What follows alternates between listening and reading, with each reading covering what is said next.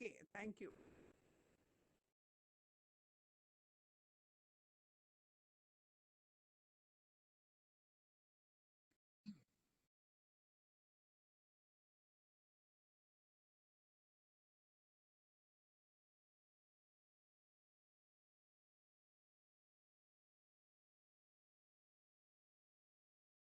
अम, सगळ्यांना माझा नमस्कार. डॉक्टर मुलमुले आपल्याबरोबर आज आहेत. त्यांचं माइंड जिमवर मनापासून स्वागत.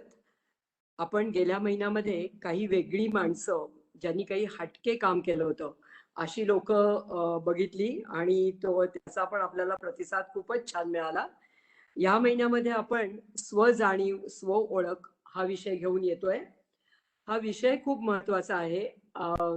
जेव्हा आपण सस्टेनेबल चेंज किंवा सातत्याने एखादा बदल टिकून राहावा यासाठी प्रयत्न करत असतो, त्यावेळी स्वतःचा अवेअरनेस आणि स्वतःची ओळख ही फार महत्वाची ठरते. नाहीतर नुसतीच टेक्निक वापरली जातात आणि परत परत आपण त्याच समस्यांमध्ये अडकून जातो.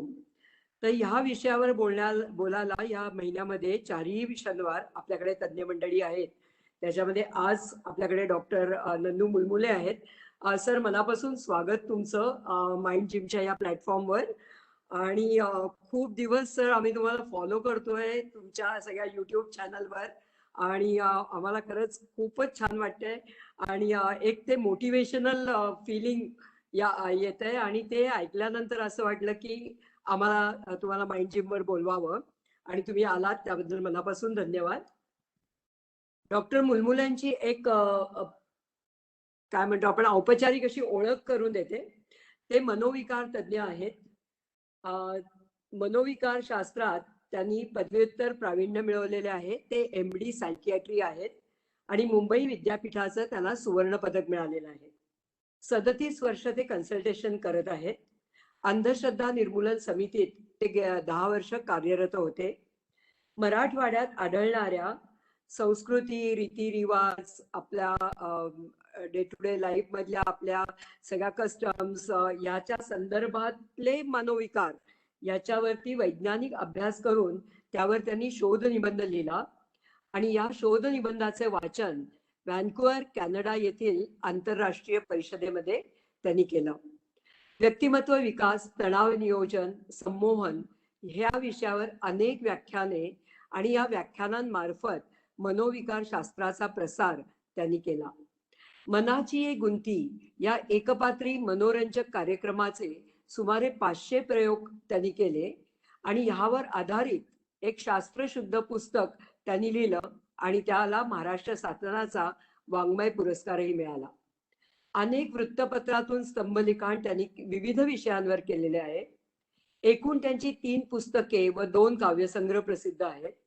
कवी ग्रेस यांच्या कवितांच्या मानसशास्त्रीय अभ्यासावर आधारित रचनेच्या खोल तळाशी हे त्यांचं पुस्तक. मनांतरी हा लेखसंग्रह. संभ्रमाचे सांगाती हे त्यांचं 3रं पुस्तक. आणि मिर्झा गालिब महाकवी दुःखाचा आणि दुभंगवाणी हे काव्यसंग्रह त्यांचे प्रसिद्ध आहेत.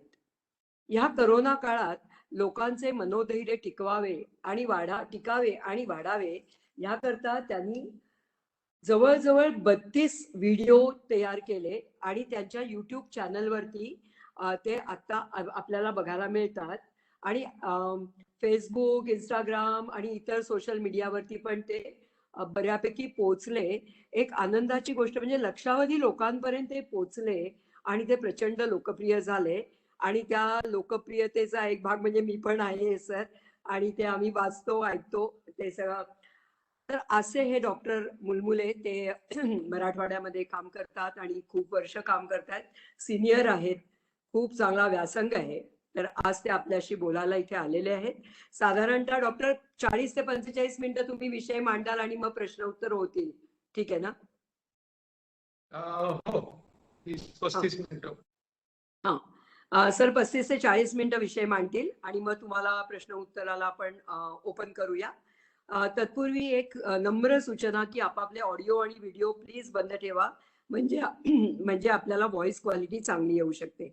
सो आता डॉक्टरांच्या हातात मी सूत्र देते.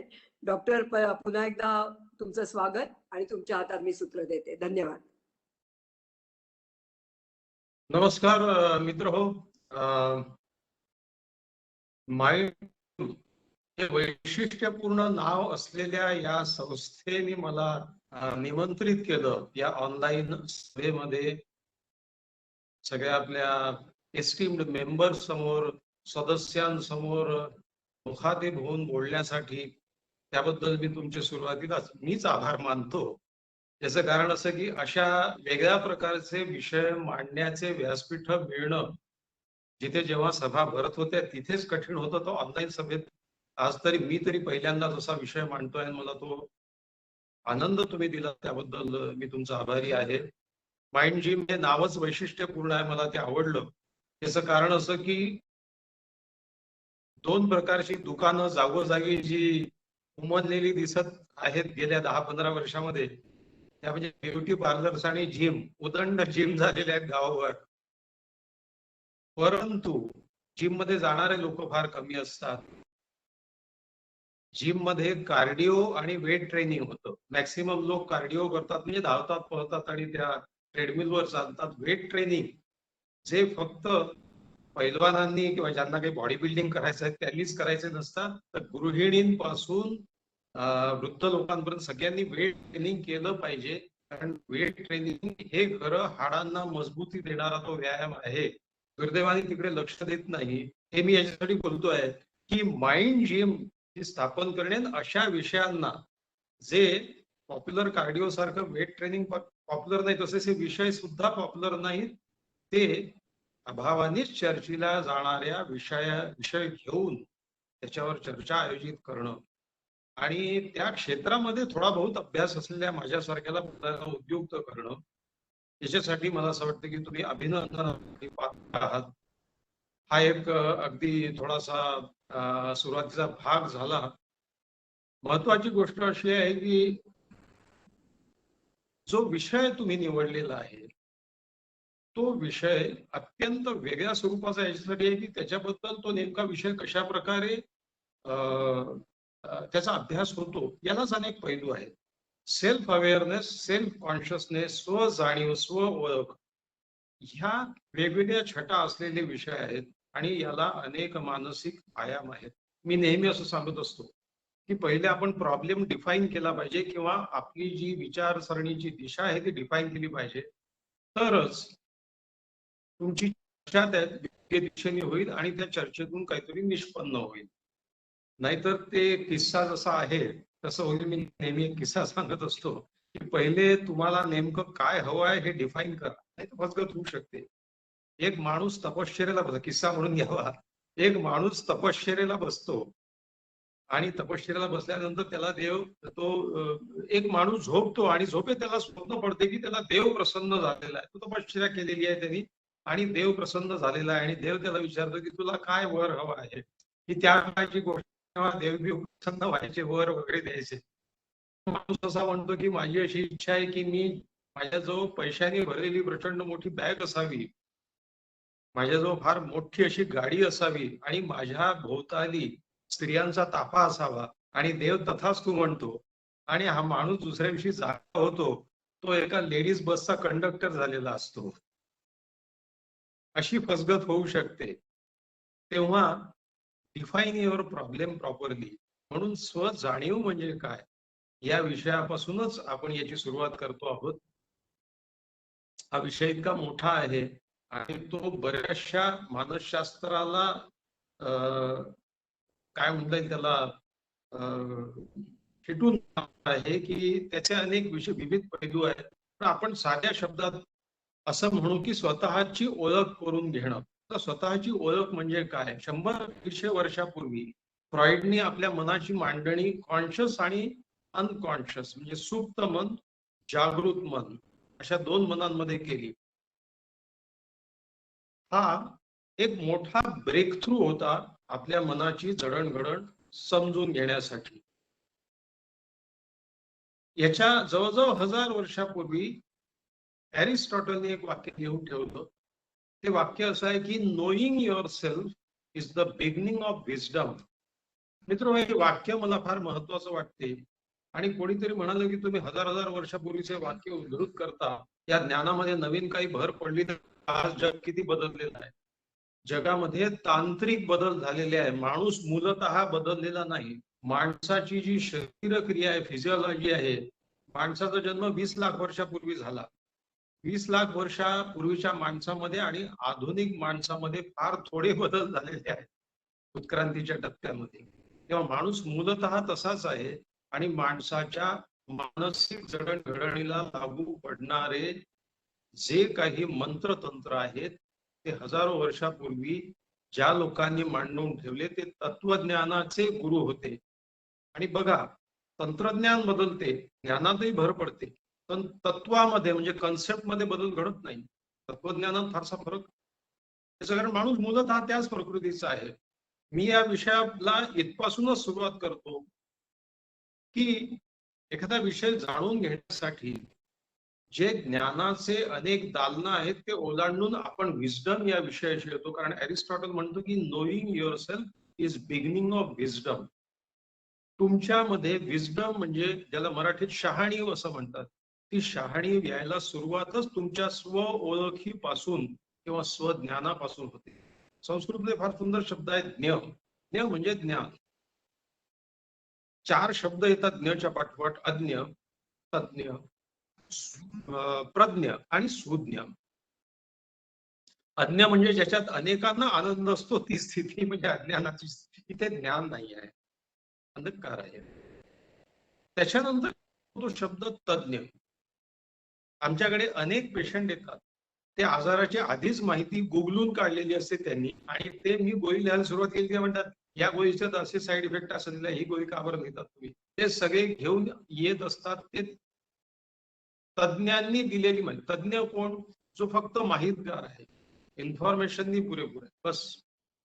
तज्ञाच्या नंतर येते अवस्था ती प्रज्ञतेची अवस्था. प्रज्ञ म्हणजे ज्याला चौफेर ज्ञान आहे.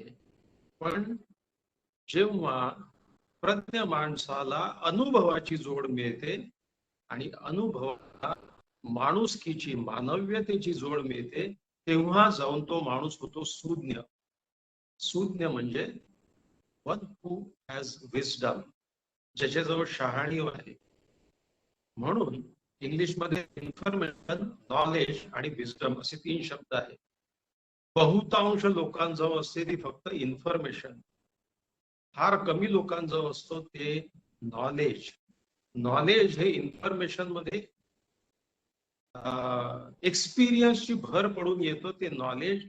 आणि त्याला जेव्हा ह्युमॅन कंपॅशन याची जोड मिळते तेव्हा येते ती शहाणीव. मला अजूनही आठवते, माझ्या गुरूंजवळ डॉक्टर व्ही.के. मुनराज यांच्याजवळ मी सायकॅट्री शिकलो. एक दिवशी एक पेशंट, मी पुस्तकं वाचून माहितीने पुरेपूर भरपूर झालेलो होतो आणि माझे हात सहसहत होते माझी सगळ्या माहितीचा वापर, तथाकथित माझ्या ज्ञानाचा वापर पेशंटवर करायला. पेशंट आला, त्याचा आम्ही ईईजी काढला. ईईजी म्हणजे जसं हृदयाचा ईसीजी असतो, मेंदूचा ईईजी, आणि त्याच्या ईईजी मध्ये फिट्सचे काही चेंजेस असतात, तसे चेंजेस मला सापडले आणि मी त्याला फिट्सच्या गोळ्या लिहून दिल्या. हा कागद गेला आमच्या गुरूंसमोर. ते म्हणाले, मुलमुले हे काय आहे? तर मी म्हटलं त्याला त्याच्या ईईजी मध्ये फिट्सचे चेंजेस आहेत म्हणून मी त्याला त्या गोळ्या लिहिल्या आहेत. तर आमचे गुरु असं म्हणाले की तू उपचार कोणाचा करतोय, त्या ईईजीचा करतोय की पेशंटचा करतोय? पेशंटला काही त्रास नाहीये, मग कशाला गोळ्या लिहितो? म्हणजे सर चेंजेस आहेत त्याच्यामध्ये, ते त्याच्यात आहेत म्हणे, पेशंटला काही नाही आहे ना, मग त्या गोळ्या नाही लिहायच्या. आमच्या गुरुनी मला जवळ बोलावून विचारलं, मुलमुले तू या गोळ्या लिहिलेल्या आहेत, या गोळ्याची किंमत तुला माहित आहे का? त्या बाईकडे पहा, तिची अवस्था पहा, ती गरीब आहे, ती किती गोळ्या घेऊ शकेल? तू लिहून दिल्या म्हणून ती घेईल 4 दिवसाच्या, त्याच्यावरती ती गोळ्या घेऊ शकणार नाही, मग तिचा इलाज होणार नाही, मग ती डिफॉल्टर होईल आणि ती 4 ठिकाणी सांगेल की मी डॉक्टर मुलमुलेकडे गेली, माझा इलाज झाला नाही. तुझा दोष नसताना तिचं मत तुझ्याबद्दल बरोबर होणार नाही आणि मुळात तिला ते झेपणार नाही. तेव्हा या नाही, तू स्वस्तातल्या गोळ्या घे, कंटेंट हा असला तरी चालेल. याला म्हणतात विजडम किंवा शहाणीव, जी ज्ञानाला अनुभवाचे आणि अनुभवाला ह्युमॅनिटी, कंपॅशन, मानव्यता याची जोड देऊन येते. म्हणून अरिस्टॉटलच्या त्या वाक्यावर आपण पुन्हा येतो की स्वतः जाणणं. आपण जेव्हा स्वतःला जाणायला सुरुवात करतो तेव्हाच आपल्यात शहाणीव यायला सुरुवात होते, विजडमला सुरुवात होते. आताही उशीर झालाय असं नाही आहे, कारण मी हे पाहतो की किमान 60व्या वर्षी माणसाने बदलायला सुरुवात केली पाहिजे, या सगळ्या गोष्टीच्या पलीकडे जायला पाहिजे, पण ते होताना दिसत नाही. माणसांचे स्वभाव बदलतात का? बदलत नाही. बदलू शकतात का? हो, बदलू शकतात, पण प्रत्यक्षात काय दिसतं आपल्याला ते बदलत नाही. कारण माणसं त्याच मतांना चिटकून राहतात, कारण माणसं स्वतःमध्ये बदल घडवून आणायला नाखुश असतात. कारण कुठल्याही बदलाला माणूस घाबरतो. We don't want change in our life, in our routine. आणि दुसरी गोष्ट, माणूस का बदलत नाही? कारण माणूस स्वतःचा सामना करू इच्छित नाही. स्व ओळखीची सुरुवात, सेल्फ अवेअरनेसची सुरुवात स्वतःचा सामना करण्यापासून होते. आणि जगातली ती सगळ्यात कठीण गोष्ट आहे की हो, मी वाईट आहे, मी वाईट काम केलेलं आहे, माझ्या हातून चांगलं काम झालं, मी वाईट आहे म्हणण्यापेक्षा माझ्या हातून वाईट काम झालेलं आहे, किंवा मी नीट वागलेलो नाही आहे, किंवा माझं चुकलं आहे. महात्मा गांधी असं म्हणायचे की जगातलं सगळ्यात अवघड वाक्य हेच आहे की हो, मी चुकलो आहे. तर त्याची सुरुवातच विजडम किंवा शहाणीवेनी होते. असं म्हणतात की इन्फॉर्मेशन म्हणजे काय बोलायचं याची माहिती म्हणजे इन्फॉर्मेशन. कसं बोलायचं म्हणजे कला. किती बोलायचं म्हणजे ज्ञान. पण मुळात बोलायचं की नाही बोलायचं हे जो जाणतो त्याला विजडम म्हणतात, त्याला शहाणीव म्हणतात. तेव्हा हा सगळा सुरुवातीचा भाग झाला. मुळात या स्व जाणीवेची सुरुवात खरं सांगायचं तर असं म्हणतात जगामध्ये प्राणीमध्ये जाणीवेची जाणीव असलेला एकच प्राणी म्हणजे माणूस. प्राण्यांना जाणीव असते, ते सजग असतात, जाणीव संपन्न असतात, पण प्राण्यांना जाणीवेची जाणीव असते की नाही याच्याबद्दल दुमत आहे. मी असा विचार करतो, असा विचार करता येण्याची कपॅसिटी आहे ती माणसाजवळ आहे. आणि ती कपॅसिटी येते आपल्या प्रगत मेंदूमुळे. असं म्हणतात की आपल्या मेंदूमध्ये अँटिरियर सिंग्युलेट नावाचा एक भाग आहे, जो भाग सेल्फ अवेअरनेसशी संबंधित आहे. मित्र, एक गमतीचा भाग तुम्हाला सांगतो की मेंदू विज्ञानाचा अभ्यास करताना माझ्या लक्षात आलं की हा अँटिरियर सिंग्युलेट हाच भाग आपल्याला वेदनेची अनुभूती करून देतो. म्हणजे the pain centre is in anterior cingulate gyrus, आणि अवेअरनेस इथेच येतो. आपण असं म्हणतो की वेदनेने माणूस भावसंपन्न होतो, ज्ञानाने माणूस जाणीव संपन्न होतो, पण वेदनेने माणूस भावसंपन्न होतो. माणसातला हा माणुसकीचा भाव जागृत होतो अशा ठिकाणी जिथे वेदना आणि अवेअरनेस म्हणजे सेल्फ कॉन्शियसनेस, स्व जाणीव ही एकत्रित अनालाइज केल्या जाते मेंदूच्या त्याच भागामध्ये. याच्यावरनं मी तुम्हाला एक गोष्ट सांगतो की या जाणीवेची सुरुवात वयाच्या अगदी 3ऱ्या वर्षी होते. जॉन पियाजे नावाचा एक फार मोठा बाल मानसशास्त्रज्ञ होऊन गेला. त्यांनी इतक्या साध्या एक्सपेरिमेंट्स करून लहान मुलांचे वाढीचे टप्पे की माणसं स्वची जाणीव केव्हा होते, छोटासा प्रयोग सांगतो आणि आपल्या महत्वाच्या गाभ्याकडे जातो. तो असा की लहान मुलांसमोर वयाच्या 2ऱ्या ते 3ऱ्या वर्षाच्या मधले जे मुलं असतात त्या मुलांसमोर त्यांनी एक छोटा प्रयोग केला. त्यांच्यासमोर एक आरसा ठेवला. तत्पूर्वी त्या मुलांच्या नाकाला एक काळा ठिपका लावला काजळाचा, आणि मुलांसमोर एक आरसा ठेवला.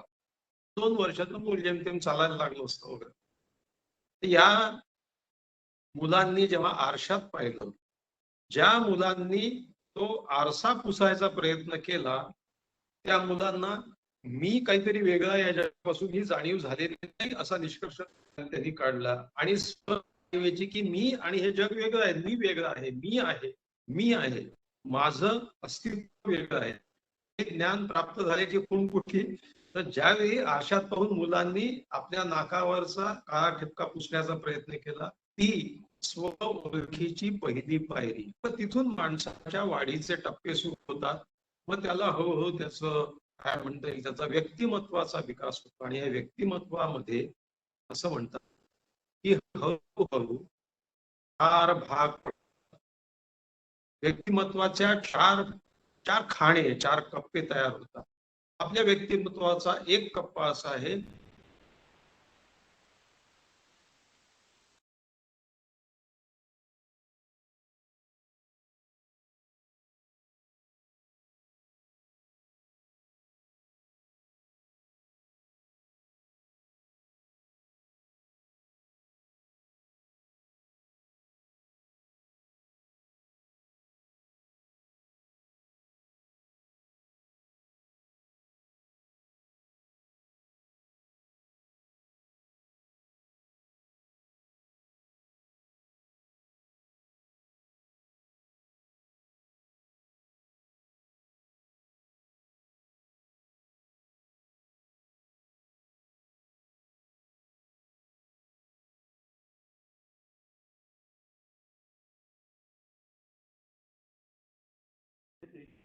चालू केलं.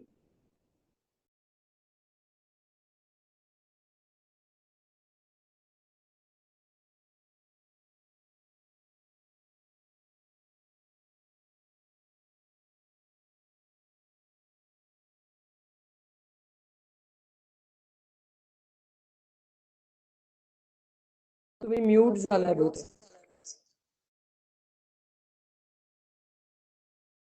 तुमच्या नेटवर्कला काहीतरी प्रॉब्लेम आहे, ते दिसतही नाहीयेत, आवाजही गेलाय.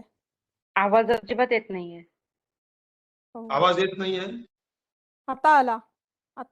सर आता आला आता आला. हा, तीन. एसीच आवाज होत असेल तो बंद करतो. हा. खरं म्हणजे मला पहिलेच हे विचारून घ्यायला पाहिजे होतं की आपल्याला तुम्हाला सगळ्यांना आवाज येतोय की नाही. आता येतो आहे. आता येतोय सर. मगाचा 1 मिनिट आवाज गेला होता तुमचा. बर, काही असेल. बर, एनिवे मी इथपर्यंत आलेलो आहे की व्यक्तिमत्वाचे 4 कप्पे आहेत, तिथपर्यंत आला होता. व्यक्तिमत्वाचे 4 कप्पे. 1, everyone knows you and other people. Second, you know people don't know. तिसरा, you don't know people know about you. चौथा कप्पा, जो कोणालाही माहित नाही, तो अज्ञात आहे, तो अंधारात आहे, तो तुम्हालाही तुम्ही कसे आहात हे माहित नाही, लोकांना तर माहित असण्याचा प्रश्नच नाही. या 4ही कप्प्यांचं एकत्रीकरण करणे, ते आपल्या व्यक्तिमत्वात सम्मिलित करून घेणे, याला म्हणतात इगो इंटिग्रिटी. आणि ही इगो इंटिग्रिटी होणं हे स्व जाणीव, स्व ओळखीच्या दृष्टीने सगळ्यात महत्वाचा टप्पा आहे. असं किस्सा सांगतात ना की 25व्या वर्षी माणसाला तारुण्यात फार उत्साह असतो की मी सगळ्या जगाला बदलून टाकेल.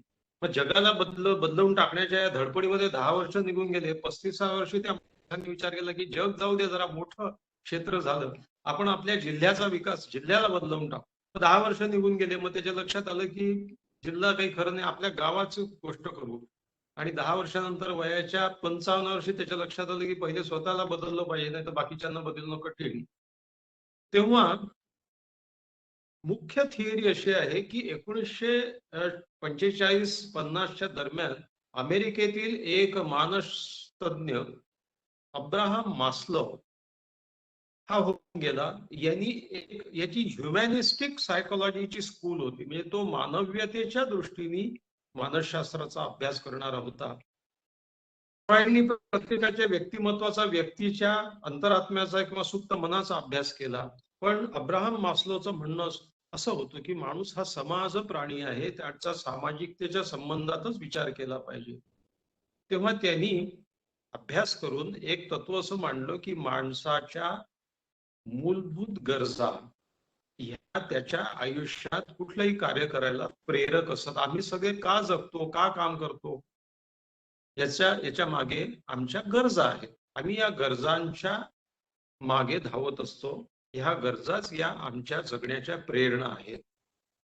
जगामध्ये बहुंशी लोक, आता टक्केवारीत मांडता येणार नाही, कदाचित 80% लोक म्हणा, हे आपल्या मूलभूत गरजांपोटी जगत असतात. माणसाला पहिले काय पाहिजे असतं आयुष्यात? अन्न, वस्त्र, निवारा. फिजिओलॉजिकल नीड्स, आपल्या शरीराच्या प्राथमिक गरजांसाठी माणूस जगतो आणि बहुंशी माणसं त्याच गोष्टीसाठी जगतात. एकदा तुमच्या मूलभूत गरजा पूर्ण झाल्या की तुम्हाला 2 वेळेस जेवायची शाश्वती झाली की मग सुरू होते सिक्युरिटी नीड्स. पहिल्या नीड्स फिजिओलॉजिकल नीड्स. त्यांनी एक पिरॅमिड मांडला. या पिरॅमिडच्या पायथा म्हणजे बहुंशी लोक हे आपल्या शारीरिक गरजांसाठी जगतात. त्याच्यानंतर शारीरिक गरजा भागल्यावर गरज निर्माण होते सिक्युरिटीची. सिक्युरिटी म्हणजे घर असावं. सिक्युरिटी म्हणजे बँकेत काही बँक बॅलन्स असावं.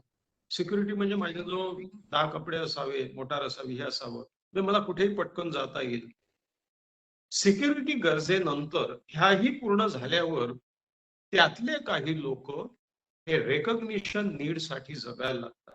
मग निर्माण होतात रेकग्निशन नीड, म्हणजे मला समाजात माझी ओळख निर्माण व्हावी, मी 4 लोकात ओळखल्या जावं. मग अमुक टमुक क्लबचा अध्यक्ष, ढमुक ज्ञाती संघाचा अध्यक्ष, अमुक काहीतरी बक्षीस मिळालं, तमुक पारितोषिक मिळालं, अमुक श्री झाला, तमुक, हे सगळ्या ज्या आहेत त्या रेकग्निशन नीड्स आहेत की मला ओळख निर्माण व्हावी. जग ह्या गरजापोटी माणूस जगतो. तो पिरॅमिडची अजून एक वरची पायरी चढतो. ह्या सगळ्यांना अब्राहम मास्लो डेफिशियन्सी नीड्स म्हणतो. म्हणजे ज्या गोष्टींचा आमच्या जीवनात अभाव आहे, तो अभाव भरून काढण्यासाठी आतापर्यंतची धडपड चालू असते. याच्यानंतर येतात त्या बिलॉंगिंग नीड्स. मग त्याला मैत्री हवी असते, प्रेम हवं असतं, त्याला आप्त संबंध, नातेवाईक हवे असतात या गोष्टींसाठी. ह्या नीड्स नंतर खरी आपल्या अस्तित्वाचा शोध घेण्याचा प्रयत्न करण्याची वरची पायरी सुरू होते. म्हणून त्यांना अब्राहम मास्लो बीइंग नीड्स म्हणतो. माझ्या अस्तित्वाचा शोध घेण्याची जी गरज माझ्यात निर्माण होते ती तिथून सुरू होते. ती नीड म्हणजे सेल्फ रिअलायझेशन आणि सेल्फ ऍक्च्युअलायझेशन. मग माणूस शोध घ्यायला लागतो की मी माणूस म्हणून जन्माला आलो, माझ्या आयुष्याचा काही उपयोग लोकांसाठी झाला पाहिजे. मग लोकांचे परोपकार करतात, मदत करतात निरपेक्ष वृत्तीने. जे जे तुम्ही पैशासाठी करत नाही त्या सगळ्या इतरांसाठी केलेल्या गोष्टी सेल्फ रिअलायझेशन नीड्स मध्ये येतात. आणि नंतर माणूस स्वचा शोध घेऊ लागतो. हाच स्वचा शोध सुरू होतो सेल्फ ऍक्च्युअलायझेशन पासून. ह्या पायरीपर्यंत पिरॅमिडचं टोक येते. फार कमी लोक तिथपर्यंत पोहोचतात. खरं सांगायचं तर आपल्या प्राथमिक गरजा भागल्यानंतर माणसं सिक्युरिटी नीड्सच्या टप्प्यामध्ये अडकून बसतात. किती बँक बॅलन्स म्हणजे माझी सिक्युरिटी पूर्ण झाली? 1 पिढीसाठी, 2 पिढीसाठी, 3 पिढ्यासाठी. कितीही कमावले तरी माणसाची अनिर्बंध भूक कमी होत नाही. उद्या मला काही ऑपरेशनची गरज पडली, 10 लाख लागले तर, 1 लागले तर, अमेरिकेत जाऊन करावं लागलं तर माणसं त्याचे कारणही देत राहतात आणि तेच ते करत राहतात. मग 2 खोल्याचं घर पुरणारी माणसं 10 खोल्याचं घर बांधतात. मग ते घर झाडझूड करायला 4 माणसं कामाला लावतात. मग ते चक्र सुरू होतं. म्हणजे सिक्युरिटी नीड्सच्या वर माणसं. मग थोडे वर जातात त्यांना रिकॉग्निशन नीड इतक्या असतात की रोज माझं पेपरमध्ये नाव आलं पाहिजे, 4 लोकांनी माझं नाव घेतलं पाहिजे. अहो याचे अहमन्यतेचे भाव इतके वाढून गेलेले आहेत की व्हॉट्सअप वरती किंवा फेसबुक वरती मी पोस्ट टाकली, त्याला तुम्ही लाईक द्यायला इतका उशीर का केला, याच्यावरनं भांडणारे लोक मी पाहिलेले आहेत. घंटी वाजली फोनची, फोन नाही उचलला गैरसमज घेणारे व्हॉट्सअप ही बायलॉज सुरू झालेले आहेत. व्हॉट्सअप ही विद्वान सुरू आलेले आहेत. व्हॉट्सअप ही युनिव्हर्सिटीत झालेले आहेत. माणसाचे अहंतेचे टोक असे धारदार झालेले आहेत. ते रिकॉग्निशन नीड मध्ये अडकून बसणारे माणसं आहेत. त्याच्या पलीकडे जाणारे माणसं हे माणूस म्हणून जगायला लागतात. मग त्याच्यात बीइंग नीड्स म्हणजे माझ्या अस्तित्वाचा उपयोग काय. अब्राहम मास्लो असं म्हणतो की स्व ओळखीची सुरुवात किंवा स्व जाणीवेची सुरुवात इथून होते. आणि खरं सांगायचं तर स्व जाणीव म्हणजे मी कसा वागतो आहे याचं विश्लेषण करण्याची बुद्धी होणे म्हणजे सेल्फ रिअलायझेशन, आत्मजागृती ज्याला आपण म्हणतो.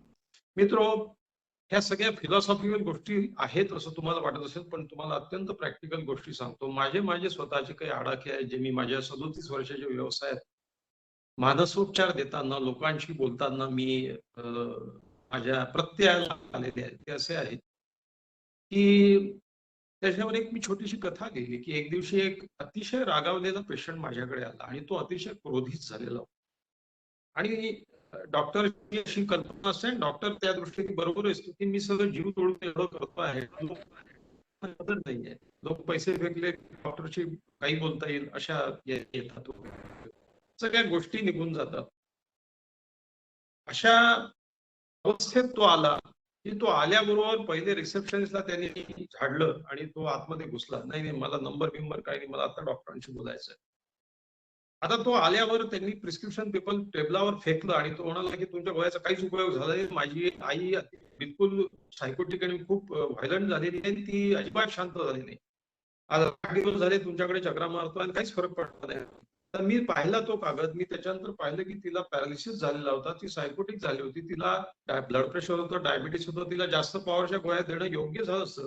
मी त्याला म्हटलं ऍडमिट कर. तो म्हणे नाही ऍडमिट नाही करता येत, माझ्याजवळ पैसे नाही. ठीक आहे, कमी पॉवरच्या गोळ्या दिल्या. कमी पॉवरच्या गोळ्या दिल्याच्या नंतर त्याच्यावर काही फारसा परिणाम नाही झाला. मध्यंतरी 2 दिवस मी गावाला गेलो. तो एकदा येऊन गेला, त्याची चक्कर वाया गेली. तो मध्यम कनिष्ठ मध्यम स्थितीतला माणूस, त्याच्या 2 चक्रा झाल्या, पेशंटला उपयोग झाला नाही. तो अतिशय रागावलेला होता. तो माझ्याकडे आला आणि त्यांनी माझं प्रिस्क्रिप्शन पेपर टेबलावर फेकलं आणि तो म्हणाला माझे कन्सल्टंटचे पैसे परत करा, कारण तुमच्या औषधाचा मला काहीच उपयोग झाला नाही.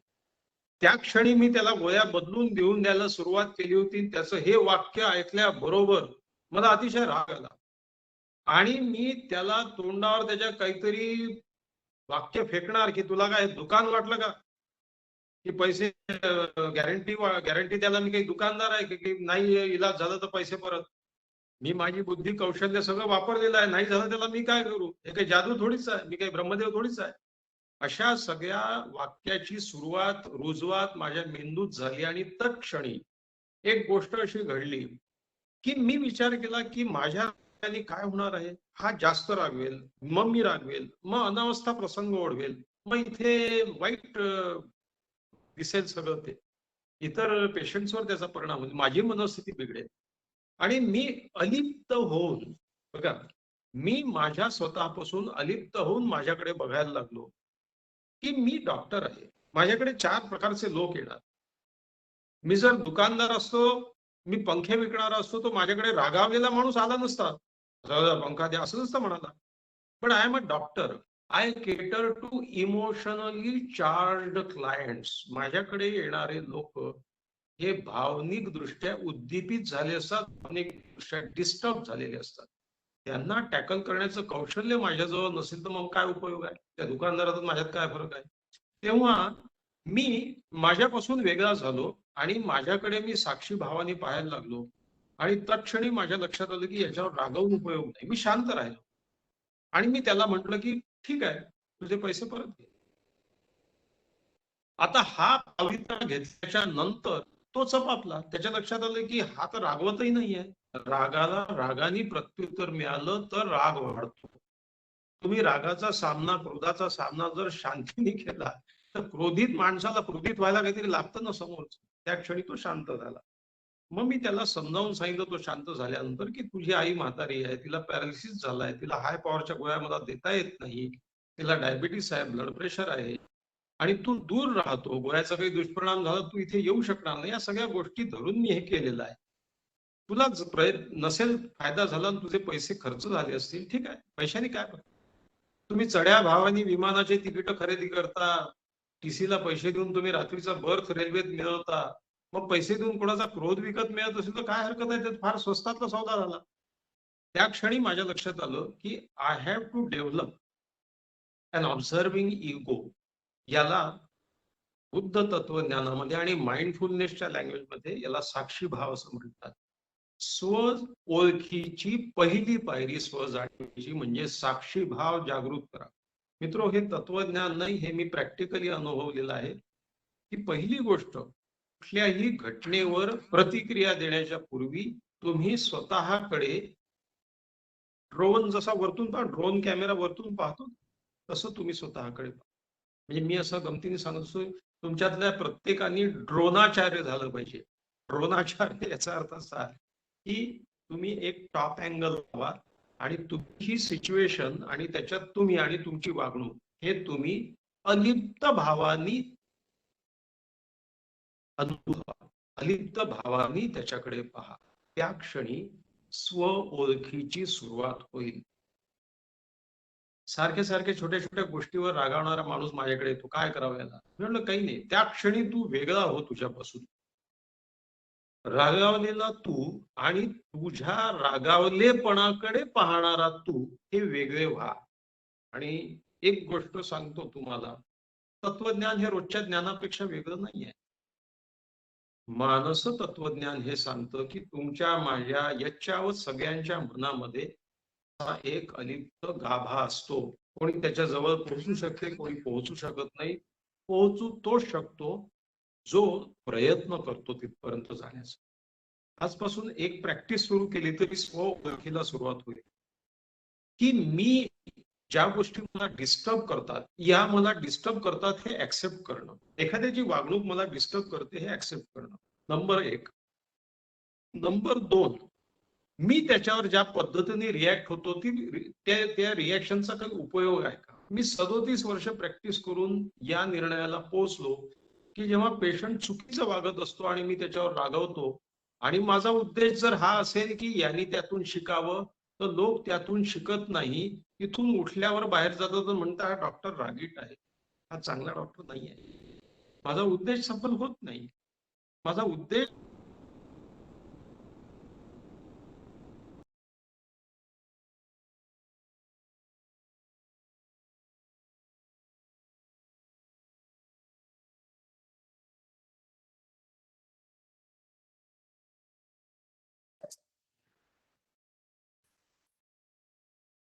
आवाज गेलाय ना परत? हो बोलो, सरांचा आवाज आवाज गेलाय, हो हो गेलाय गेलाय. व्हिडिओ पण हा, गेलाय. एक 2 मिनिटं त्यांच्या होल्ड इकडे करा. प्रॉब्लेम 2 मिनिटं. हो, ऑडिओ आणि व्हिडिओ दोन्ही नाही आहे. हो येईल येईल येईल.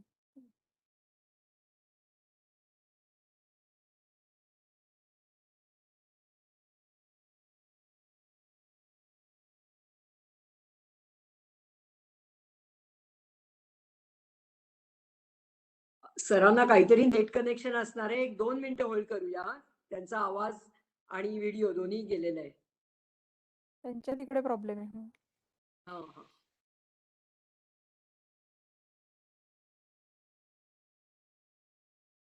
आता आलं का?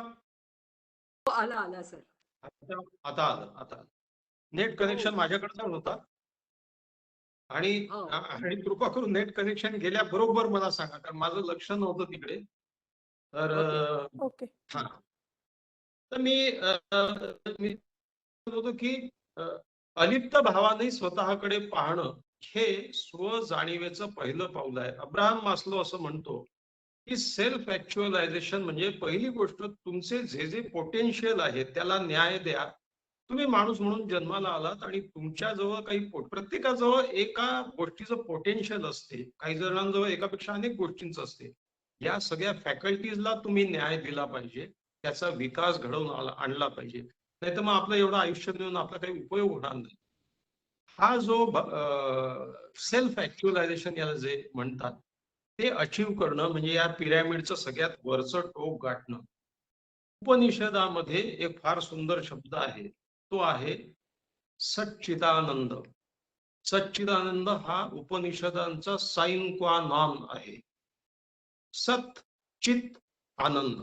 माणसाला माणूस म्हणून जन्माला आल्यावर कशासाठी स्ट्राईव्ह केलं पाहिजे, काय मिळवलं पाहिजे? शेवटी सत म्हणजे म्हणजे चेतन म्हणजे कॉन्शियसनेस आणि आनंद म्हणजे प्रगाढ शांती. मित्रो, विद्यार्थी दशेमध्ये माणूस यशाच्या मागे लागतो. तरुणपणी माणूस सुखोपभोगाच्या मागे लागतो. मग तो पैसे कमावून वगैरे सगळं त्याची ती सिक्युरिटी नीड संपली की आनंद मिळवण्याच्या मागे लागतो. पण आयुष्यात शेवटी हातचा उरला काय असणं जरुरी आहे, तर तो समाधान, समाधानाचा भाव. म्हणून तुकाराम महाराज चित्ती असो द्यावे समाधान असं शेवटी म्हणाले. यश हे समाज सापेक्ष आहे. म्हणजे तुम्ही कोणापेक्षा तरी अधिक यशस्वी असता नेहमी, नाही तर कोणापेक्षा तरी कमी. म्हणजे तुम्ही यशाचं कितीही मोठं शिखर गाठलं तरी त्याच्यावरती एक शिखर असतं आणि त्याच्या खाली अनेक शिखर. म्हणजे बरं, यशस्वी झालं तर शिखरावर टिकून पण राहण्याची धडपड सुरू होते. तेव्हा यश हे समाज सापेक्ष आहे. सुख हे इंद्रिय आणि शरीर सापेक्ष आहे. सुख हे उपभोगातून मिळतं. उपभोग हे इंद्रियजन्य तरी आहेत आणि ते मिळवण्यासाठी लागतं. प्रचंड पैसे कमावणारे लक्ष्मी मित्तल आणि याच्यासारखे लोक सांगतात की पैसा तुम्हाला आनंद देतो फक्त एका मर्यादेपर्यंत, त्याच्यानंतर तुम्ही अधिक पैसा कमवला म्हणजे अधिक आनंद असं काही नाही आहे. तेव्हा त्याला मर्यादा आहे. आणि सुखोपभोगाला तर सटायटीची मर्यादा आहे. तहान लागली पाणी पिलं, तहान भागली, पुन्हा तहान लागणारच आहे. उपभोगाचं असंच आहे, त्याला अंत नाहीये. म्हणून सुखाची आनंद, आनंद ही एक सापेक्ष गोष्ट आहे. आनंद ही एक मानसिक घटना आहे. सुख ही शारीरिक घटना आहे. यश ही समाज सापेक्ष सामाजिक घटना आहे. पण समाधान हे जास्त महत्वाचं आहे, कारण समाधान हे तात्विक आहे. म्हणून असं म्हणतात की माणसाला एक वेळ तुम्ही यशस्वी नसाल तरी चालेल, एक वेळ सुखही मिळालं नाही तरी चालेल, कदाचित तुम्हाला आनंदही मिळाला नसेल तरी चालेल, पण तुम्ही आयुष्याच्या संध्याकाळी समाधानी असलं पाहिजे. जर तुम्हाला समाधान नसेल तर तुमची स्व ओळख आणि स्व जाणीवेची सुरुवातच झाली नाही. याचं कारण स्वतःला ओळखणं, स्वतःचे सगळे गुण अवगुण ओळखणं. संपूर्ण सद्गुणी कोणी नाहीये, संपूर्ण दुर्गुणी कोणी नाहीये. ब्लॅक अँड व्हाईट थिंकिंग आपण टाळलं पाहिजे. हे सगळी सरमिसळ आहे. त्या सगळ्यांचं इंटिग्रेशन घडवणं म्हणजे स्वतःला ओळखणं. मी या बाबतीत वाईट वागलो आहे, या बाबतीत चांगलं वागलो आहे, हे वागणं चांगलं आहे, हे वाईट आहे. म्हणजे एका अर्थानं माणूस जेव्हा विवेकाधिष्ठित विचारसरणी अंगीकारतो, माणूस स्वतःकडे अलिप्त नजरेने पाहायला शिकतो, समोरच्याचा विचार करायला शिकतो आणि सगळ्यात महत्वाचा शेवटचा मुद्दा मांडतो, 5:15 वाजत आलेले आहेत. तो मुद्दा असा आहे, at the end of 60 years of life, 60 वर्ष अनुभव पुरेसा झाला. म्हणजे तुम्ही समजा असं गृहीत धरा की 25-30 वर्षे अनुभव घ्यायला सुरुवात केली खऱ्या अर्थाने जीवनाची, तर 30 वर्षाचा अनुभव पुरेसा झाला. 60व्या वर्षानंतर माणूस जर क्षमाशील नसेल तर कशाला अर्थ नाहीये. बिगेस्ट व्हर्च्यू माफ करणं आणि माफी मागणं. जेव्हा आपण माफ करणं माफी मागणं म्हणतो तेव्हा स्वतःच्याही बाबतीत ते आहे. माझ्या हातून अनेक वाईट गोष्टी घडल्या असतील पण मी स्वतःला माफ करतो, ठीक आहे. मी त्यावेळी अपरिपक्व बालिश होतो, ठीक आहे, इट्स ओके. आणि दुसऱ्याच्या बाबतीत क्षमाशील असतो. माणसं जेव्हा नफरत आणि विखार घेऊन जगत राहतात ना आयुष्याच्या शेवटापर्यंत, मला ते फार वाईट दृश्य दिसतं. मला त्याचं फार वाईट वाटतं. कधीतरी कुठेतरी माणसाने या सगळ्या गोष्टी सोडून दिल्या पाहिजे आणि ते सोडून देणं हे स्वतःला ओळखण्याशिवाय शक्य नाही. तेव्हा मला असं वाटतं की स्व जाणीवेची सुरुवात ही अलिप्त भावाने सुरू होते, साक्षी भावाने सुरू होते. तो साक्षी भाव तुम्ही स्वतःमध्ये जागवा तर निश्चित स्वतःची ओळख तुम्हाला पटायला लागेल. सगळ्या आपल्या सुप्त मनातल्या जागृत मनातल्या सगळ्या गोष्टी इंटिग्रेट करा, कप्पे ठेवू नका. इकडे वेगळं तिकडे वेगळं असं करू नका. जितके नॅचरली नैसर्गिकरित्या वागू शकता तितके वागा. तर तुमच्या स्व ओळखीचा प्रवास, तुमची अंतरयात्रा पूर्ण होईल. रजनीशांच्या शब्दात सांगायचं म्हणजे ही अंतरयात्रा सगळ्यात महत्वाची आहे, जी तुमच्या स्वतःच्या मनाकडे निघालेली असेल. आणि ज्याला स्व ओळख होते त्याला आपोआप जगाची ओळख होते. तो आपोआप आपल्या वागणुकीमध्ये ते बदल घडवून आणायला लागतो आणि सगळ्यात महत्वाचं आयुष्यातलं म्हणजे समाधानाला प्राप्त होतो. सच्चित आनंद असण्याच्या कॉन्शियसनेस मधला प्रगाढ आनंद तुम्हाला त्यावेळी मिळेल. माणसं आयुष्याच्या संध्याकाळी जेव्हा मला हे नाही मिळालं ते नाही मिळालं याची खंत करायला सुरुवात करतो ना तेव्हा मला फार वाईट वाटतं. जेवढं जो भी मिला मिला, गुजरी हुई बाहर का तबसरा ही क्या, जैसी गुजर गई अच्छी गुजर गई. या अकबर इलाहाबादीच्या शेर पाशी मी थांबतो आणि मला असं वाटतं की प्रश्नोत्तराचा भाग पण होऊ देऊया. आपण सर्वांनी मध्ये मध्ये तांत्रिक अडचणी येऊन सुद्धा मला शांतपणे ऐकून घेतलं. खरं म्हणजे ही सगळी तडजोड आहे, यांत्रिक तडजोड आहे. जेव्हा आपण एकमेकांना भेटायला लागतो आदान प्रदान सुरू होईल, खऱ्या आनंद आणि समाधान प्राप्त होईल त्याला सुद्धा, श्रोत्याला सुद्धा, आणि तेव्हा खऱ्या अर्थाने स्वभाव होईल असं मला वाटतं. धन्यवाद. थँक्यू. मनापासून धन्यवाद डॉक्टर. आपण कोणाला प्रश्न असतील तर जरूर विचारा. त्यांनी त्यांचा अनम्यूट करा आणि जरूर विचारा प्रश्न.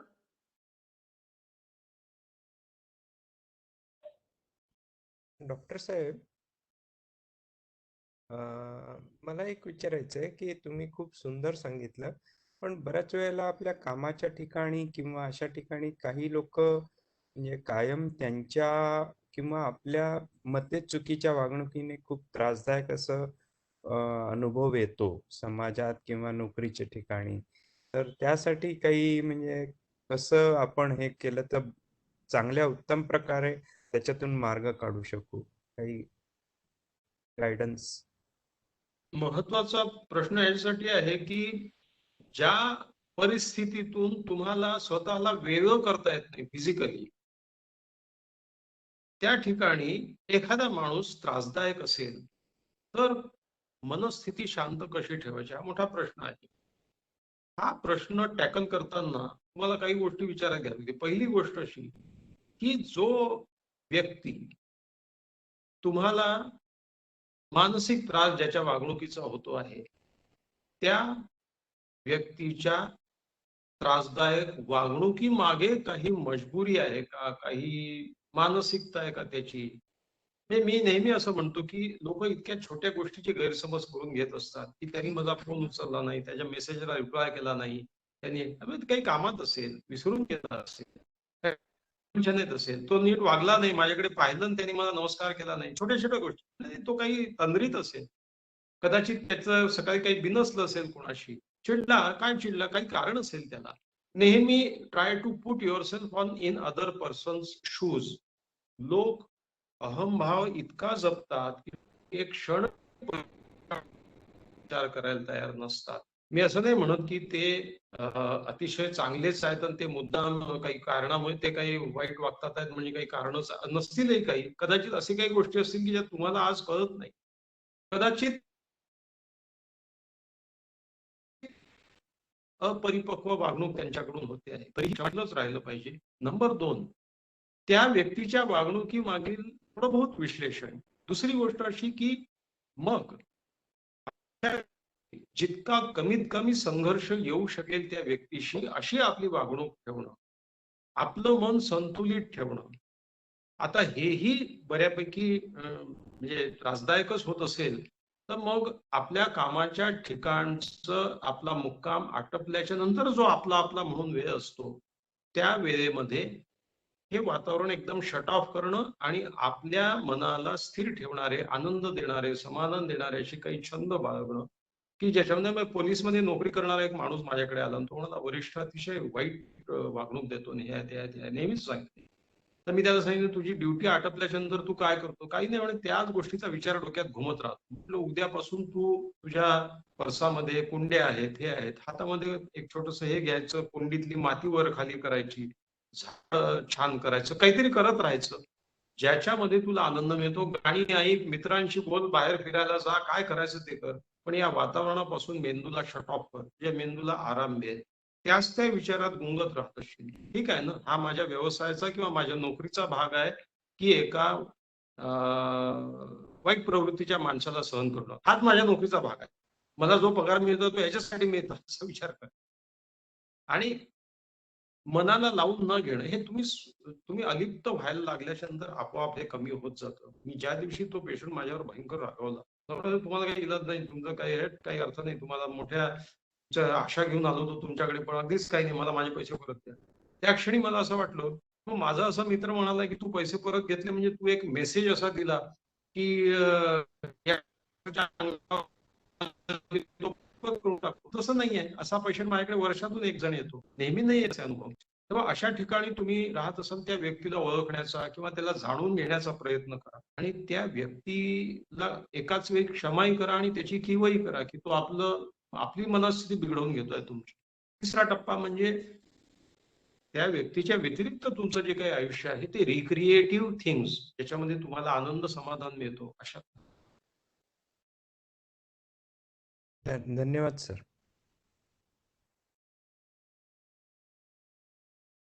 काही प्रश्न आहेत अजून? Hello sir. हा. मला एक प्रश्न आहे की आपल्याला लाईफ टाइम मध्ये बरेचसे एक्सपिरियन्स येतात आणि एक पर्टिक्युलर एक्सपिरियन्सने we start to stereotype someone. Maybe ती व्यक्ती आपल्या रोज संपर्कात नसतेही, पण when we see similar type of people or similar type of situations around us, we unconsciously start hating or disliking that situation or those kind of people. तर ते कसं आपण handle करायचं?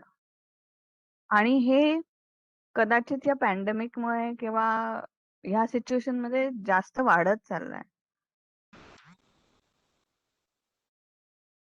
मला असं वाटतं की फ्रॉइडच्या एक्सपेरिमेंटची सुरुवात या या स्थितीने आहे. याला आम्ही कंडिशनिंग म्हणतो. कंडिशनिंग असं, तो लहान मुलगा होता, तो घोड्याला घाबरायचा आणि फ्रॉइडनी त्याच्यातून त्याचं विश्लेषण केलं, असं सांगितलं की हा ऍक्च्युली याला वडिलांना हा घाबरतो, पण वडिलांना हा उलट उत्तर देऊ शकत नाही, वडिलांचा अपमान करू शकत नाही, वडिलांपासून दूर जाऊ शकत नाही, म्हणून त्यांनी ती इमोशन डिस्प्लेस केली आणि तो घोड्याला घाबरायला लागला. त्याला डिस्प्लेसमेंट आणि कंडिशनिंग असं म्हणतात. तुम्ही म्हणता ते अगदी बऱ्याचदा अमुक चेहऱ्याचा अमुक किंद्र्या आवाजात बोलतो, तोही असाच बोलायचा, तोही असाच बोलतो. आपण कंडिशन्ड होतो त्या गोष्टीशी, आपल्या मनामध्ये त्याचा संयोग तयार होतो. असं असं अमुक अमुक वागणारा किंवा असा दिसणारा किंवा असा करणारा माणूस हा आणि आपल्या मनातला राग त्याच्याविषयी अढी, आणि मग ती कॅरी ऑन होते. मग तशा स्वरूपाचं कुठलंही पुन्हा गोष्ट आली की ते कंडिशनिंगनी पुन्हा आपल्या हातून त्याच प्रतिक्षिप्त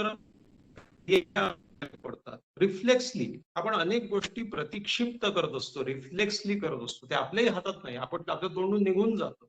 चिडून बोलण्याची एखाद्या गोष्टीशी आपण फार सेन्सिटिव्ह होऊन गेलो असतो, त्याचं उत्तर आपल्याला अजिबात चिडून जातो आपण. स्वजाणीव याची सुरुवातच इथून होते की आपल्या हातून होणाऱ्या प्रतिक्षिप्त रिफ्लेक्स गोष्टी कुठल्या, त्या रिफ्लेक्स गोष्टी आपल्या मनामध्ये त्या वाईट घटनेशी निगडीत आहेत हे ओळखणं. अरे मी असा वागतोय ना, त्याचं कारण तसं तसं झालेलं आहे, म्हणून मला अमुक कपडे घालणाऱ्या किंवा अमुक दिसणाऱ्या किंवा अमुक तथाकथित गटाच्या माणसाचा मला लगेच राग येतो. हे चुकीचं आहे. ह्याची स्वजाणीव करून घेणं, ही स्वजाणीव ही पहिली पायरी आहे. Realising your on reflex behaviour, आणि याला इमोशनल लिटरसीशी संबंध आहे याचा, की आपल्या भावना अशा उद्दीपित अचानक का होतात हे समजून घेणं. म्हणजे याच्या मागचं कारण समजून घेतल्यावर त्याचा बॉम्ब डिफ्यूज होऊन जाईल. तो बॉम्ब डिफ्यूज केव्हा होईल? त्या क्षणी तुम्हाला रिअलाइज होईल की अरे आपण असं वागतोय, याचं कारण असं असं आहे. वास्तविक त्या व्यक्तीमध्ये तर काही वाईट भावना नाही आहे, किंवा असेलही नसेलही, तो भाग वेगळा, पण आपल्या हातून हे रिफ्लेक्सली होते आहे. अनेक वेळा आपण on the spur of the moment we act irrationally. Rational thinking उशिरा का येते? कमीत कमी उशिरा का होईना ते यावं. याचं कारण असं की आपली रिफ्लेक्स उत्स्फूर्त रिॲक्शन ही आपल्या प्राणीज मेंदूची असते, आणि प्राणीज मेंदू हा नेहमी क्रोधाच्या वेळी किंवा इमर्जन्सीत तो आपल्या मेंदूवर हावी होतो, प्रभावशील होतो, तो कंट्रोलमध्ये घेतो मेंदूला. आणि म्हणजे रिचर्ड गोल्डमनच्या शब्दामध्ये सांगायचं तर तो मेंदूला हायजॅक करतो. कोणत्या मेंदूला हायजॅक करतो?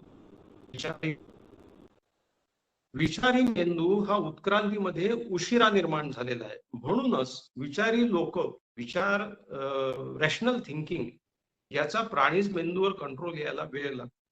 एक लक्षात घ्या, राग येणं हे प्राणीज मेंदूचं लक्षण आहे, आणि विश्लेषण करणं, समजून घेणं, कंपॅशन, क्षमा, या सगळ्या विचारी मेंदूच्या क्वालिटीज आहेत. प्राणीज मेंदूकडनं विचारी मेंदूकडे एका सेकंदात 50 मेसेजेस जातात. विचारी मेंदूकडनं प्राणीज मेंदूकडे फक्त एक मेसेज जातो. 50 अगेन्स्ट 1 असा हा विषम लढा आहे. तेव्हा रॅशनल थिंकिंग, सारासार बुद्धी, विवेकी विचार हे कमीच प्रमाणात असतात, ते डेव्हलप करावं लागतात. तुम्हाला विवेकी वागणुकीचा रियाज करावा लागेल. मी हा विशिष्ट शब्द यासाठी वाटतो, गायकाला विशिष्ट सूर निघण्यासाठी, विशिष्ट आलापी निघण्यासाठी रियाज करावा लागतो. पटकन नाही जमत ते. तुम्ही धडपडाल, मला पुन्हा पुन्हा तुमच्या हातून त्याच रिॲक्शन बाहेर येतील, पण तुम्ही त्याच्याबद्दल विचार करत गेलात तर आपोआप तुमचा रियाज होईल. विवेकी वागण्याचा एक रियाज असतो, आणि हा रियाज आयुष्याच्या जितक्या लवकर सुरू कराल तितक्या लवकर तुम्ही परिपक्व होईल आणि तुमचं आयुष्य समाधानी. हॅलो, मी Yes, एका sir. मेंटल हेल्थ संस्थेमध्ये काम करते, मानसिक आरोग्याच्या क्षेत्रामध्ये, आणि मी अत्यंत प्रामाणिकपणे काम करते. परंतु माझ्या थोडंसं प्रसिद्धीचं आहे भले, महत्वाचं म्हणजे साहित्याचा संबंध प्रसिद्धीशी येतो, किंवा घरातली मुलं किंवा नवरा काम करतात. पण माझी जी कोऑर्डिनेटर आहे, तर ती थोडीशी जेलसी करते माझी, आणि वरच्या म्हणजे तिचं काम अनेक वर्ष झालेलं आहे, त्यामुळे तिने तिचा विश्वास निर्माण केलेला आहे. पण तिचं संस्थापकांशी वागणं वेगळं आहे आणि आमच्याशी वागणं वेगळं आहे. म्हणजे ती बऱ्याच वेळा, म्हणजे आपण जे म्हणतो ना की तुझंही चांगलं पाहिजे, माझं तर फक्त माझंच चांगलं पाहिजे, अशी तिची भावना असते. आणि त्याच्यामध्ये ती बऱ्याच संधी डावलते मला. आणि कदाचित संस्थापकांना ते म्हणजे माझी सकारात्मक परिस्थिती माहीत असल्यामुळं असेल, पण मला तिथं दुय्यम स्थान मिळतं. तर त्या तिथं मला भावनिक एकटेपण वाटतं. आणि म्हणजे मी तिला कधीच रागवले नाही किंवा कुणाला काही सांगायचा प्रयत्न केला नाही. म्हणजे संस्थापकांना काही बोलायचा मी प्रयत्न केला नाही. तर फक्त मला एवढंच वाटतं, की संस्थापकांशी आपले संबंध चांगले राहावेत. तर ते त्यांच्याकडे ती गैरसमज काही निर्माण करेल का ही भीती वाटते. तर या सिच्युएशनमध्ये मी कसं वागलं पाहिजे म्हणजे? आणि हा विचार कधी-कधी मला खूप छळतो म्हणजे. आणि असंही होतं कधी-कधी संस्थापक काही फार म्हणजे विश्वास संपादन केलं तिच्या संस्थेला कुणाचा जास्त उपयोग होईल या दृष्टीने ते विचार करणार, असा मी विचार करतेय. तर त्याच्यामुळं मला कसं टॅकल करावं पण म्हणजे मला काम करायचंय, खूप प्रामाणिकपणे काम करते मी. मला त्यात आनंद वाटतोय मेंटल हेल्थमध्ये. मी त्याचं ज्ञान मिळवते. तर तिला ते थोडं नाकापेक्षा मोतीजड असं पण झालंय आणि तिचा स्वभाव बाकी ती व्यवस्थित आहे, खूप आहे. पण जरा तिला असं वाटतं, की म्हणजे मे बी तिच्या स्थानाला असुरक्षिततेने ती ग्रासलेली आहे म्हणजे, की माझ्यामुळे तिला काही तिच्या स्थानाला धक्का पोहोचेल का? या भावनेपोटी. तर मी कसं वागावं म्हणजे मला असं या वाटतं की सिच्युएशन? पहिली गोष्ट अशी आहे की ही खूप छान गोष्ट आहे की तुम्ही तिचं विश्लेषण करण्याचा प्रयत्न केलेला आहे की कदाचित तिला असुरक्षित वाटत असेल म्हणून ती अशी वागत असेल. ही पहिली एक पायरी आहे, तुम्ही ऑलरेडी ती ओलांडलेली आहे. नुसतं द्वेष करणारे लोक असतात, ही अशीच आहे ती तशीच आहे, पण तुम्ही एक पायरी ओलांडलेली आहे. तुम्हाला असं लक्षात आलंय की कदाचित हिला असं वाटत असेल की माझं डॉमिनेशन जे आहे ते कमी होईल ह्याच्यामुळे, म्हणून ती तसं वागत असेल. हे विश्लेषण जारी जारी ठेवा. दुसरी गोष्ट अशी की माणूस व्यावहारिक पातळीवर जगताना त्याला सगळे ते नोकरीचे, व्यवसायाचे किंवा अशा प्रकारच्या संस्थात काम करण्याचे बायलॉज सांभाळावं लागतात. मीही माझ्या पेशंटशी, कंपाऊंडरशी, माझ्या सहकारी डॉक्टरांशी वागताना एक व्यावहारिक बाजू जी असते ती तर करतच राहतो. त्याला तात्विक पाठिंबा माझ्या या वैचारिक बैठकीचा असला पाहिजे की at the end of the day जास्त महत्वाचं आयुष्यात समाधानी असणं आहे. म्हणजे मला अशा नेहमी समस्या लोक विचारतात. मी त्यांना असं म्हणतो की थोडे पैसेच नुकसान, थोडस तुमचं मानहानी झाल्यासारखं वाटते ना, थोडस तुम्हाला 2 पावलं आपण उगाच मागे गेलो असं वाटतं ना, थोडस तुम्हाला असं वाटतं ना की लायकी नसताना त्याला प्रमोशन मिळालं आहे किंवा त्याला हे पोझिशन मिळाली, किंवा थोडं तुम्हाला असं वाटतं ना की या लोकांनी आपल्यावर अन्याय केला आहे. ठीक आहे, let it. At the end of the day what matters is the peace, समाधान, कंटेंटमेंट ऑफ युअर सायकी. तेव्हा एक दृष्टी दूर याच्यावर ठेवायची की at the end of the day मी समाधानी असणं जास्त महत्वाचं आहे. तिला काय मिळालं आणि मला काय मिळालं हा प्रश्न. थोडासा तात्विक भूमिकाचा पाठिंबा पाहिजे. प्रत्यक्ष व्यावहारिक वागणुकीत त्या व्यक्तीशी वागताना तुम्हाला सजगतेने वागावं लागेल की कुठल्या गोष्टीचा ती एक वेगळा विचार करेल आणि कुठल्या गोष्टी. तुम्ही प्रामाणिकपणे काम करत असलात तरी सुद्धा तिला तिच्या पोझिशनला धोका दिसल्यावर कदाचित या गोष्टीबद्दल ती वेगळा विचार करेल. अशा वेळी स्ट्रॅटेजिक वागावं लागेल.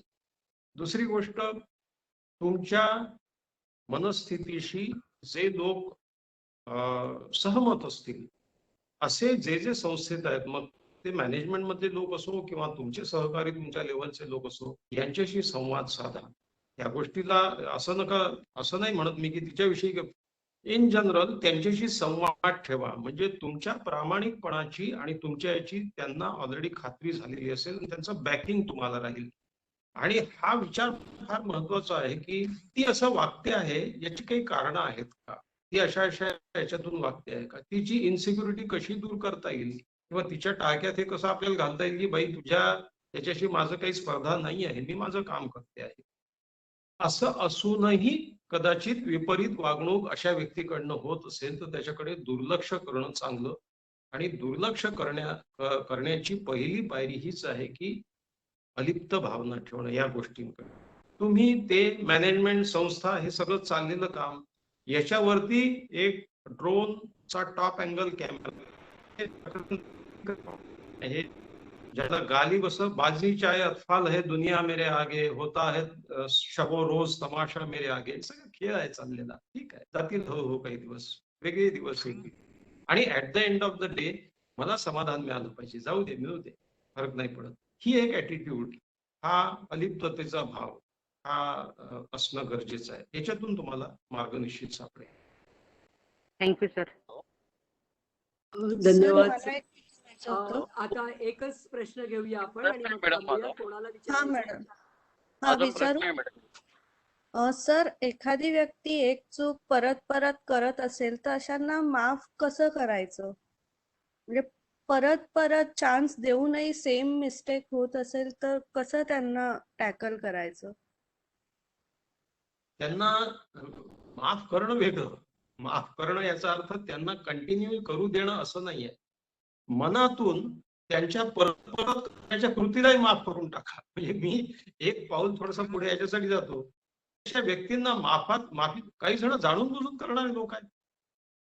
नतद्रष्ट बुद्धीचे लोक आहेत. काही केवळ तुम्हाला त्रास व्हावा म्हणूनच करणारे लोक आहेत. त्यांच्या या वृत्तीलाही मी माफ या दृष्टीने करतो की ते समजून घेतो की हा या बुद्धीचा आहे. मी तुम्हाला बुद्ध आणि गांधी व्हायला मीच नाही, मी काय कोणीच नाही आहे. ते शतकातून एकदा होतो तसा माणूस, आणि ते योग्य नाही, ते प्रॅक्टिकल नाही आहे. खरी गोष्ट ही आहे की तुम्ही माफ करता म्हणजे एका अर्थानं तुम्ही तुमच्या मेंदूतून तो त्या गोष्टीला, हे बघा, एखाद्या व्यक्तीविषयी आपण जर द्वेष भावना बाळगली तर ते एखाद्या तेजाबाची कुपी मेंदूत ठेवणं, ते तुमचा मेंदू जाईल, त्याला काहीच नाही होणार. आणि माफ करणं याच्यासाठी जरुरी आहे की you want to get rid of that bad emotion, that bad feeling. Nothing to do with that. तो जावं खड्ड्यात, जावं मरो, आपल्याला त्याच्या कर्माने जावं कुठे. पुन्हा करण्याची जी बालिश वृत्ती आहे, या वृत्तीलाही मी सोडून देत आहे, की मी मनात ठेवणार नाही. मी मनात ठेवून माझा मेंदू जाळणार नाही. तुम्हाला मला डिस्टर्ब करण्याचा अधिकार नाही. मला डिस्टर्ब करण्याचा अधिकार मी तुम्हाला देणार नाही. माफ करून टाका याचा अर्थ असा की त्या गोष्टीच्या पलीकडे जा. त्या गोष्टीला मी ओळखलेलं आहे की या वृत्तीची बाई स्त्री आहे किंवा त्या व्यक्ती आहे, आणि तिला बदलवण्याचा मी यथाशक्ती प्रयत्न केलेला आहे. आता याच्या पलीकडे तो प्रयत्न मी करणार नाही, कारण बदलण्याची इच्छा नाही त्याला. आमच्या मानसोपचारामध्ये एक सायकोलॉजिकल माइंडेडनेस नाव म्हणतात. आम्ही प्रत्येक पेशंटला मानसोपचार देऊ शकत नाही, कारण त्याच्यात सायकोलॉजिकल माइंडेडनेस नसेल तर तुम्ही कुठून देणार आहे त्याला? You cannot impart that thing to. म्हणजे हा एक भाग आहे. त्याच्यामुळे परत परत माफ नाही करायचं. माफ करण्याचा अर्थच असा की तुम्ही ते सोडून दिले. मग अशा व्यक्तीपासून तुम्ही फिजिकली वेगळे होऊ शकता, उत्तम. जसं कोणाला बदली करून घेता येत असेल. एखाद्या सहकार्याचं माझं नाही पटलं, मी दूर होईल किंवा मी त्याला म्हणेन बाबा तू तुझ्या मार्गाने जा, नाही जमत, ठीक आहे. जर तिथून जाणं शक्य नसेल तर मग दुर्लक्ष करणं हेच योग्य होईल. तो आपला कप्पा वेगळा करून घेणं. तेव्हा माफ करणं या गोष्टीला मी थोडासा असा व्यापक अर्थ देतो. Okay sir, thank you. थँक्यू. धन्यवाद सर. खूपच छान सेशन मॅडम, माझा एक प्रश्न होता. कोणाचा काही प्रश्न आहे का? माझा रमेश बोलतो. माझा एक प्रश्न होता. ओके, विचारा. हा, विचारा. माझं नाव रमेश आहे. माझं वय 63 आहे. मी बायपोलर डिसऑर्डर पेशंट आहे. मी कधी डिप्रेशन मध्ये जातो, कधी डिप्रेशन मध्ये जात नाही. पण डिप्रेशन मध्ये गेल्यावर असे विचार येतात, अरे माझं आयुष्य डिप्रेशन राहणार आहे. जेव्हा चांगले विचार येतात, अरे आता चांगले, परत डिप्रेशन मध्ये जाणार. असे समाधान कसं? हा प्रश्न काय म्हणतात त्याला, औषधोपचाराशी, मानसोपचाराशी आणि टेक्निकल मदतीशी संबंधित आहे. त्याच्या अशा जनरल व्याख्यानामध्ये मी तुम्हाला सांगणं योग्य नाही. मी एवढा सल्ला तुम्हाला देतो की तुम्ही तुमच्या मानसोपचार तज्ञांशी संवाद साधा या गोष्टीवरती. ते निश्चित तुम्हाला मार्गदर्शन करते. धन्यवाद डॉक्टर. मला डॉक्टरांचे मनापासून आभार मानायचे की व्यस्त शेड्यूलमध्ये ते आपल्या इथे आले आणि त्यांनी आपल्याला काही मार्गदर्शन केलं. थोडक्यात आढावा घेते की त्यांनी काय काय सांगितलं, कारण आपण बरेचदा विसरून जातो. स्वजाणीव याची व्याप्ती फार मोठी आहे. फ्रॉइड पासून त्यांनी सुरुवात केली, कॉन्शियस आणि अनकॉन्शियस माइंड कसं असतं. त्यांनी आपल्याला 4 ज्ञ सांगितले: अज्ञ, तज्ञ, प्रज्ञ आणि सुज्ञ. तर सुज्ञ व्हायचा प्रयत्न करणं म्हणजे स्वजाणीव येणं, असं ते म्हणतायत. शहाणीव हा शब्द फार मस्त आहे डॉक्टर, फार आवडला. शहाणीव हा त्यांनी शब्द वापरला. माणूस घाबरतो तो म्हणजे स्वतःचा सामना करायला तो घाबरतो, आणि ही सगळ्यात अवघड गोष्ट आहे. मी चुकलो हे म्हणणंच खूप अवघड आहे असं त्यांनी सांगितलं.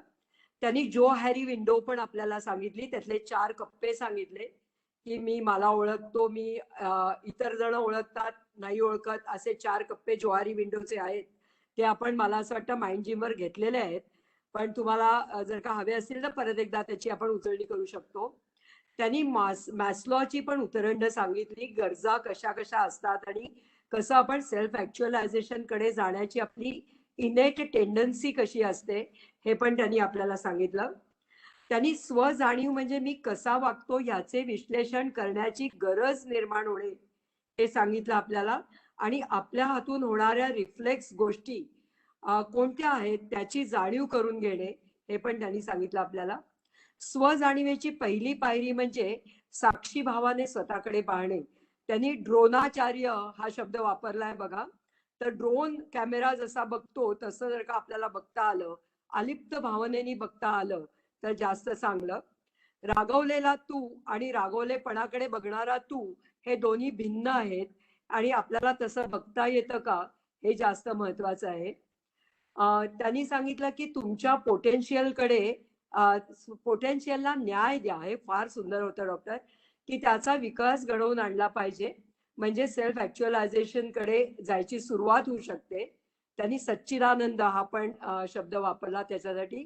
आणि समाधान हे फार महत्वाचं आहे असं त्यांनी सांगितलं. आनंद मानसिक घटनेतून मिळतो, सुख शारीरिक घटनेतून मिळतं, पण समाधान हे तात्विक आहे.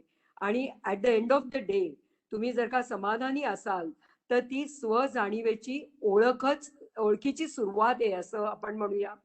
जर का समाधानच नसेल तर तिथे स्वजाणीव असण्याची शक्यताच नाही असंही ते म्हणले. विवेकी वागण्याचा रियाज करावा लागेल असं ते म्हणले. म्हणजे डॉक्टर, आम्ही रॅशनल इमोटिव्ह थेरपीची बरीच सेशन्स माइंड जिमवर घेतली, तर त्याच्यामध्ये सातत्य आणि प्रयास हा जो काही भाग आहे तो आम्ही सातत्याने सांगतो की विवेकी वागण्याचा रियाज केला पाहिजे. 60व्या वर्षानंतर जर का माणूस क्षमाशील नसेल तर खरंच कशाला अर्थ नाही असं त्यांनी सांगितलं. की माफ करणे, माफी मागणं फार महत्वाचं, आणि माफी याचा त्यांनी व्यापक अर्थ पण सांगितला की आपल्याला त्या वृत्तीलाच खरं तर माफ करायचं आहे. म्हणजे आपल्याला त्या माणसाला किंवा घटनेत राहून माफ करायचं नाहीये. खरं तर ते माफ करणारे आपण कोण आहोत खरं तर, पण त्याच्या पलीकडे आपल्याला जाता आलं तर ते जास्त महत्वाचं आहे. साक्षीभाव स्वतःमध्ये जागवा, म्हणजे स्वतःची ओळख तयार होईल. आणि त्यांनी फार सुंदर एक मुद्दा आता इथे आपल्याला सांगितला की इंटिग्रेटेड व्हायला हवं. म्हणजे आपण पीसेस मध्ये जे आपल्याला पाहतो, तुकड्या तुकड्यामध्ये जे आपल्याला पाहतो, ते जर का एक इंटिग्रेटेड किंवा एकसंध बघायला सुरुवात केली तर आपली अंतरयात्रा सुरू होईल असं ते म्हणाले. आणि स्व ओळख जेव्हा होते तेव्हा जगाची ओळख होते, आणि तो जो एक कॉन्शियसनेस आपला तयार होतो, त्यातून जो आनंद मिळतो आणि तो मग पुढे पुढे पसरत जातो, आणि मग कलेक्टिव्ह कॉन्शियसनेस तयार व्हायची शक्यता अधिक वाढते. तर आपल्याला असा समाज तयार करायचा असेल तर स्वजाणीव किती महत्वाची आहे हे डॉक्टरनी आता आपल्याला सांगितलं. डॉक्टर, मनापासून धन्यवाद. आणि परत जेव्हा ऑफलाईन आपण भेटूया तेव्हा जरूर आमच्या माइंड जिम वरती या, म्हणजे जास्त तुम्ही जसं मगाशी म्हणलात तसं की जास्त चांगल्या पद्धतीने आपल्याला संवाद साधता येईल. तर मनापासून तुमचे धन्यवाद, आणि सर्व माइंड जिमच्या मेंबर्सचे पण धन्यवाद. नमस्कार, आणि परत पुढल्या शनिवारी भेटूया. धन्यवाद डॉक्टर. धन्यवाद, खूप छान झालं लेक्चर. धन्यवाद. गुगलहून हा पण शब्द आवडला. गुगलहून शहाणीव हे नवीन खूप शब्द छान खूप झालं आवडले. आजचं लेक्चर. पुन्हा एकदा ऐकायला आवडेल डिटेल मध्ये. खूप सुंदर झालं.